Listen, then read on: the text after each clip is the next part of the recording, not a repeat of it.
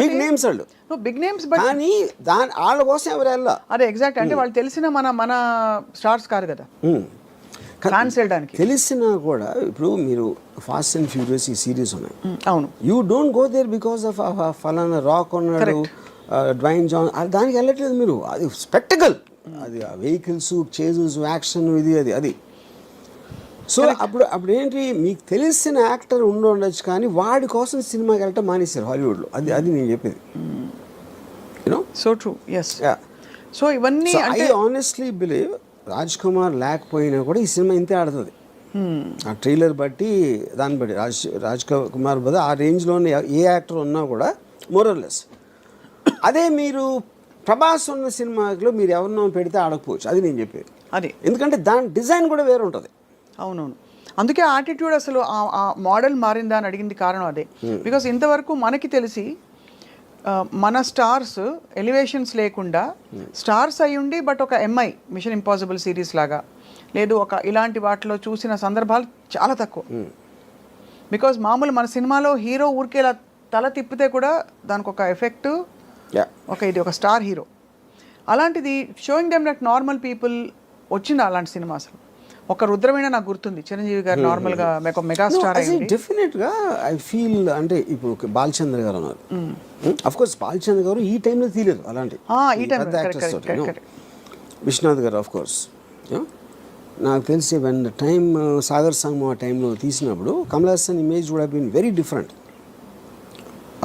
అప్పుడు వచ్చిన కమల్ హాసన్ ఫిలిమ్స్కి సాగర్ సంగమంకి ఏమి ఏదో ఉండదు. ఇంకోటి, మీరు శంకరాభరణంలో సోమయాజుల్ గారు లాంటి ఒక 60-year-old అన్నోన్ పర్సన్ని ప్రొటాగనిస్ట్గా పెట్టడం అనేది నాకు తెలిసి ఇప్పుడు కూడా ఎవరు అసలు ఇమాజిన్ కూడా చేయడు. అలాగే ఒక అంత పొడుగ్గా ఉండి ఆల్మోస్ట్ యూనో డస్కీ కాంప్లెక్షన్తో మంజు భార్గవి గారిని హీరోయిన్గా పెట్టడం కూడా ఎవరు ఊహించుకోలే మీరు అన్నట్టు. బట్ అది కూడా ప్రొటాగనిస్ట్ని మీరు నాన్ యాక్టర్ని ఎవరు ఐఏఎస్ ఆఫీసర్ని తీసుకొచ్చి పెట్టడం అని దానికన్నా రిస్క్ అయితే పరాకాష్ట. ఇది కరెక్ట్ రైట్. బట్ అది కూడా మీరు అన్న వన్ ఆఫ్ ద మోడల్స్లో ఆఫ్ దీస్ అవుట్లయర్ ఫిల్మ్స్, అంటే ఆడ్ ఫిల్మ్స్ అంటాం కదా. ఈ అంటే ముందు పికప్ కాలేదు, బట్ తర్వాత బాగా పికప్ అయ్యి కల్ట్ ఫిల్మ్ అయిపోయింది. ఇదేమో స్త్రీ 2 ఏమో పికప్ అవుతుందో లేదో తెలియదు, బట్ ఫస్ట్ డేనే బ్లాక్ బస్టర్. ఇంకా దాని గురించి ఏం మాట్లాడక్కర్లేదు, అంతే. అంటే అలా ఉంది దాని మీరు చెప్తున్న కనెక్షన్. ఇంకోటి ఏమైంది, నిన్న దాంతో రిలీజ్ అయిన అక్షయ్ కుమార్ సినిమాకి 5 కోట్లు వచ్చింది. 54 కోట్లు రాజ్ కుమార్ సినిమాకి వస్తే 5 కోట్లు అక్షయ్ కుమార్ సినిమాకి వచ్చింది. 5.5 కోట్లు అంతా జాన్ అబ్రహం సినిమాకి వచ్చింది అదే రోజు.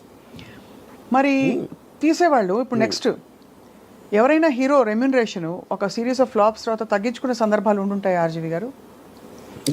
చేస్తారు. That happens? Yeah, it happens. When the market is not doing that. ఎందుకంటే అప్పుడు ఏం చేస్తారంటే ఇప్పుడు ఇంత ఇస్తామండి సినిమా హిట్ అయితే అంత ఇస్తామని ఇలాంటి కొన్ని డీల్స్ పెట్టుకుంటారు, కొంచెం అదే క్లాజులు బ్యాక్ ఎండ్ అలాంటి. The reason I ask that is because majority of this major expenses that we are talking about, ఇప్పుడు మొన్న కల్కి వచ్చింది, it was actually a feast. వినడానికి ఒక అమితాబ్ బచ్చన్ గారు, ఒక సో అండ్ సో ప్రభాస్ ఉంటే అసలు నేను చూడొచ్చా అని, దీపిక ఇంకోవైపు. బట్ ఆ సినిమాలో ఈ స్టార్ దీనికి రెమ్యూనరేషన్స్ చాలా అయి ఉంటాయి కదా. ఇప్పుడు అలాంటి సినిమా తీసి ఒక బ్యూటిఫుల్ అటెంప్ట్ అని మంచి పేరు తెచ్చుకుని, బట్ రిటర్న్ ఆన్ ఇన్వెస్ట్మెంట్ చూసుకుంటే 500 కోట్లకి 100-50 ఎక్కువ రావడం బెటరా, లేదు ఇలాంటి ఒక కొత్త స్కూల్ ఆఫ్ థాట్ బయలుదేరి న్యూట్రలైజ్ చేసే ఎఫెక్ట్ బెటర్ అంటారా?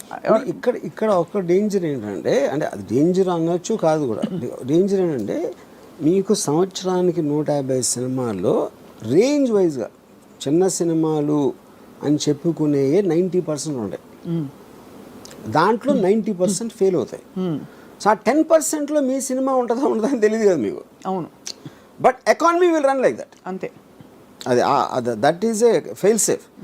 అప్పుడు మేము పెద్ద సినిమా చేసి అన్కంట్రోల్డ్ బడ్జెట్ ఎంత రెమ్యూనరేషన్ ఇచ్చినప్పుడు ఎంత పోవటానికి ఛాన్స్ ఉందో. ఇప్పుడంటే ఇప్పుడు నేను పేరు చెప్పండి, ఒక సినిమా మీరు 400 కోట్లు తీసారనుకోండి, దాంట్లో మీకు 200 crores నష్టం వచ్చింది అనుకోండి. ఇప్పుడు మీరు దీని బేసిస్లో 10 కోట్లు 15 కోట్లు సినిమా తీస్తే ఎంత పోయినా కూడా మీకు 10-15 పోతుంది, ఇక్కడలాగా 200 పోదు, అంతే కదా. అంతే, రిస్క్ ఇస్ లెస్ అంటే బట్ కొడితే జాక్ పాట్ కొడితే ఇంకా తిరుగుంటుంది అది.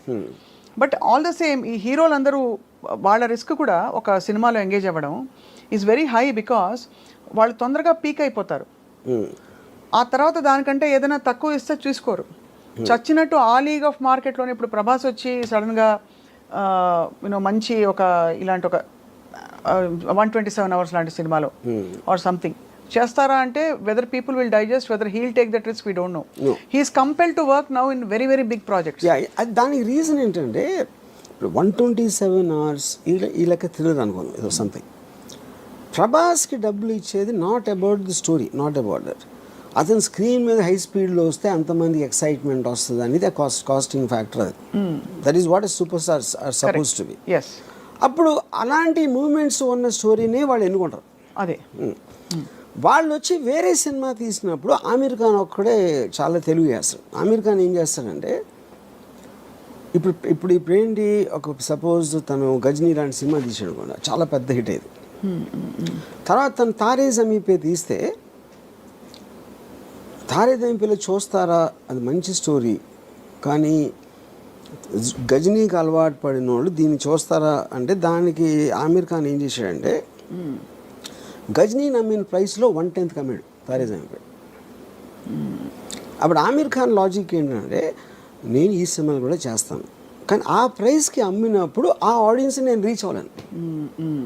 దీని ఆడియన్స్ దీనికి ఉండదు. కరెక్ట్. యా, అప్పుడు ఏమైంది, గజనీ కాస్ట్ 40 crores అయితే ఇది 5 crores అయింది. 5 crores అయ్యేటప్పటికి ఇది కూడా 60 చేసింది. 60 crores తారే జమీన్ పే. అదే ఒక 90 చేసి ఉండొచ్చు. 60 కాకపోయినా 10 చేసినా కూడా హిట్టే కదా. అప్పుడు ఏంటి, మీరు ఎంత కాస్ట్ చేశారు, ఎంత వచ్చింది చూసి 100 మంది 1000 మంది చూసారు అనుకోండి ఆ పెద్ద సినిమా, దాంట్లో 900కి నచ్చకపోవచ్చు, కానీ వాళ్ళు చూస్తారు, మీరు ఆ డబ్బులు అయితే మీకు వచ్చేసినాయి. ఇప్పుడు ఇక్కడేమో 100లో 90 మందికి నచ్చినాయి. అవును, కానీ ఈ సినిమా చూసే జనం ఉన్నదే 100 మంది. నేను వాళ్ళని సాటిస్ఫై చేసినా కూడా నాకు హ్యాపీ. అది ఆమీర్ ఖాన్ లెక్క.